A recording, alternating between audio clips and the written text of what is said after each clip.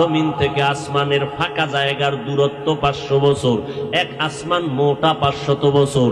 এক আসমান থেকে আর এক আসমানের মাঝখানে ফাঁকা 500 বছরের দূরত্ব। এইভাবে আসমান আছে কয়টা? 7টা আসমান আল্লাহ বানাইছেন, 7টা মহাশূন্য বানাইছেন। আবার ওই সমপরিমাণ 7টা জমিন আল্লাহ বানাইছেন। ওই আসমানগুলো এমন ভাবে সাজায় রাখছেন আমার আল্লাহ, নিচের থেকে কোনো খুঁটিও নাই, উপর দিয়া রশির কোনো টানাও নাই। আল্লাহ কয় ফি সিদ্দাতি আইয়াম, এত বিশাল বিশাল 7টা আকাশ, 7টা জমিন আমি মাওলার বানাইতে সময় লাগছে 6 দিন। আরো আস্তে করে বলেন। আর তোমাকে আমাকে আল্লাহ মানুষ বানাইছেন। মায়ের গর্ভে বাবার পক্ষ থেকে এক ফোঁটা নাপাক পানি মায়ের বাচ্চাদানির মধ্যে নিয়া ফেরেশতারে লাগাইলেন। ওই নাপাক পানিটার মাধ্যমে ফেরেশতা দিয়া 40 দিন শোধন করাইয়া ওই নাপাক পানি গোশতের রক্তের পিণ্ড, এরপরে গোশত, এর উপরে হাড্ডি, এর উপরে আবার গোশত দিয়া আল্লাহ তাআলা এভাবে মানুষ বানাইলেন। হাল আতা আলাল ইনসানি হিনুম মিনাদ দাহরি লাম ইয়াকুন শাইআম মাযকুরা ইন্না খালাকনাল ইনসানা মিন নুতফাতিন আমশাজিন নাবতালি ফাজআলনাহু সামিআম বাসীরা। ও বান্দা, তোমার অস্তিত্বই ছিল না, তোমার আব্বাও জানতো না যে আমি দুনিয়াতে আসব, মাও জানতো না। আল্লাহ তাআলা মায়ের গর্ভে আমাকে পাঠাইছেন, আমাকে সুন্দর করে আল্লাহ তৈরি করলেন। ওয়ালাকাদ খালাকনাল ইনসানা মিন সুলালাতিন মিন তিন সুম্মা জাআলনাহু নুতফাতান ফি ক্বারারিম মাকিন সুম্মা খালাকনান নুতফাতা আলাকা ফাখালাকনাল আলাকাতা মুদগা ফাখালাকনাল মুদগাতা ইযামা ফাকাসাউনাল ইযামা লাহমা সুম্মা আনশানাহু খালকান আখার ফাতাবারাকাল্লাহু আহসানুল খালিকিন।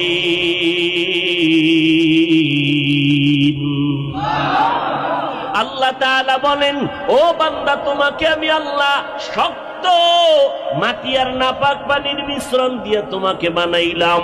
আর এক আয়াতে আল্লাহ বলেন, ইকরা বিসমি রাব্বিকাল্লাযী খালাক খালাকাল ইনসানা মিন আলাক।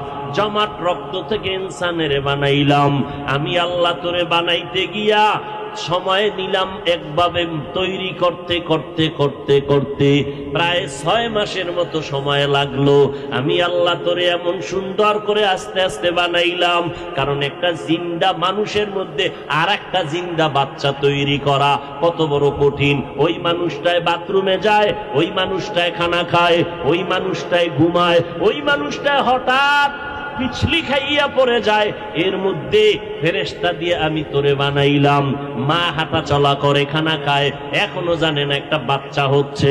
আমি আল্লাহ যখন রুহুটা দান করলাম, বাচ্চা তুমি নড়াচড়া শুরু করেছো।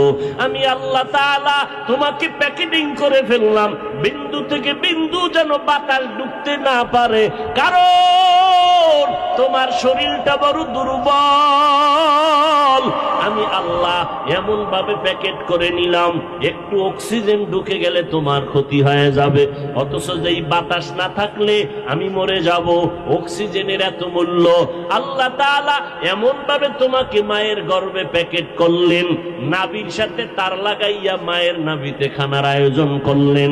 ও বান্দা, এত সুন্দর করে দুনিয়াতে তোমাকে আমাকে পাঠাইলেন।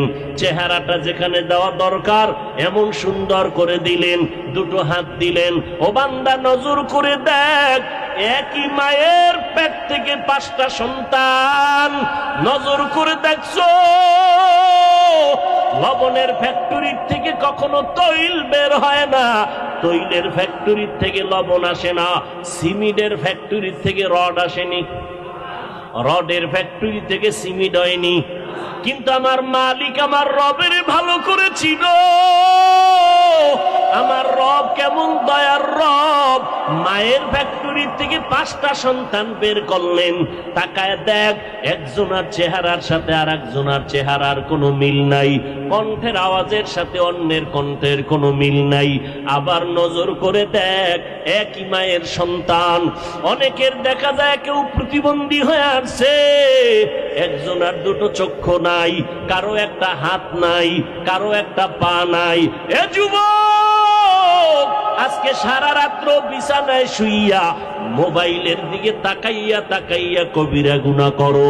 আল্লাহ যদি তোরে অন্ধ বানাইতেন, ও নেমো খারাম বল, কোন চক্ষু দিয়া মোবাইলের নাচ গান দেখতি? আল্লাহ পাক বলেন, বান্দা আমি তোরে এত সুন্দর করে বানাইছি, তোর কণ্ঠ এত সুন্দর দিছেন কে? তোর চেহারাটা এত সুন্দর কে বানাইছেন? একটু চিন্তা কর, যে রব তোরে এত সুন্দর করে বানাইছেন, একটু চিন্তা করো আল্লাহ কত সুন্দর। আসমান এত সুন্দর করে বানাইছেন, আল্লাহ কত সুন্দর। যিনি চন্দ্রটারে এত সুন্দর করে বানাইছেন, সেই রব কত সুন্দর। যেই রব তোমার এত সুন্দর কণ্ঠ দান করছেন, সেই রব কত সুন্দর। মুসা নবী রবের সাথে কথা বলতে গিয়া হঠাৎ করে মজা লাইগা গেছে, ডাক দিয়ে কয়, আপনি আমারে আওয়াজ দিলেন কে? বলে, আনা রব্বুক, আমি তোমার রব।